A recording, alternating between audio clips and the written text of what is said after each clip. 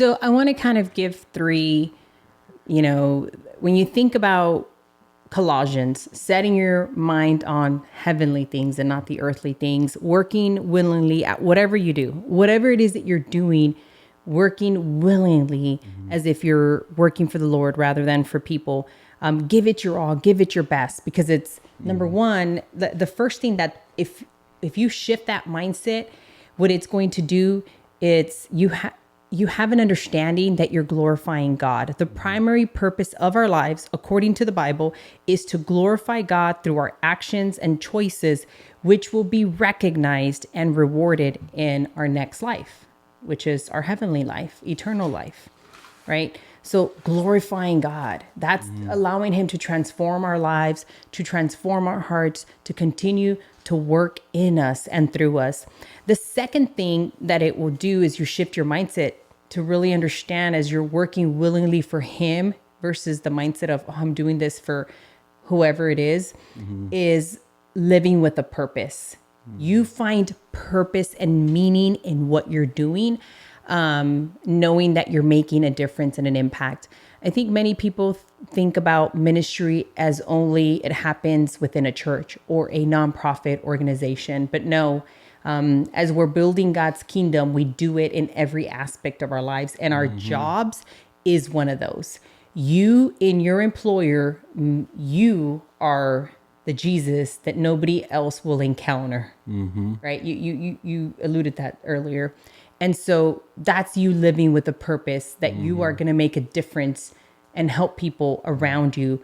Our earthly life is a time to cultivate a relationship with God, develop good character, and serve others, as these qualities will be valued in eternity, right? So living with a purpose. And I think back to when we're in a mental state of not feeling happy, not feeling contentment, not feeling like we want to get out of bed, we're not wanting to do anything. Find that purpose. The third thing, right? So I talked about glorifying God is the first thing. The second thing is living with a purpose. The third thing is having that eternal perspective. So we should consider the long-term implications of our decisions, not just immediate gratification, because our actions today have repercussions in the there, right? In heaven. And so I think back to how many of us have, at one point we come home and we're complaining about life. We're complaining about our jobs. I want to retire already. Or this coworker's just XYZ. Why are you throwing stones this way? That's I'm just using. Okay. Well, or that coworker's just very difficult. Yeah. They're just after me. I just don't know what's wrong with them.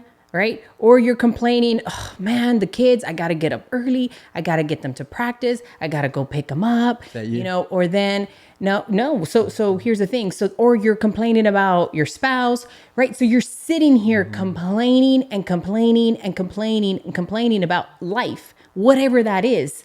It's either your job, your responsibility as a parent, your responsibility as a spouse. It could be the fact that maybe you have to take care of your elderly parents. They're getting older. They need help. They need support, or they're asking you to do something for them. And I've been there. And so that's why I'm speaking about it, because I've been there and God just... I think I'm there right now. Yeah. But here's the thing. Already. Well, yeah, but here's the thing. So I remember kind of, and not openly like complaining about it, but I'm like, ugh, like I would just be like, oh, I gotta go do this, or I gotta do this, or I got whatever. Just annoyed, right? So, and God really just shifted my perspective to be like, Mari, you're there for a reason. Like he started giving me his eyes to say, you're at your job because people need the light in you. People need the encouragement. People need you to be not just the encourager, the empathizer, but to help them. To give them strength through other means when they can. To speak life, to speak my word, to speak my life into them, right? So I need you there. I need you to be able to be that Jesus that nobody else is going to encounter. You're his light in those areas that Yes, he of can darkness. reach it. He can definitely reach it. But that's my but purpose. That's my purpose. He's working through you and using you Yes. to reach those areas. You know, it's like, and look in the positive things. yes, like you have to make that shift of mindset, of perception to look at your life in a different light. Because what I'm doing here is for there. It's not about us. And I think we make it, and we talked about this so many different times, the pride, the I in pride. We want to make everything about us, and it's not about us. It's not about you. It really isn't. It's not about us.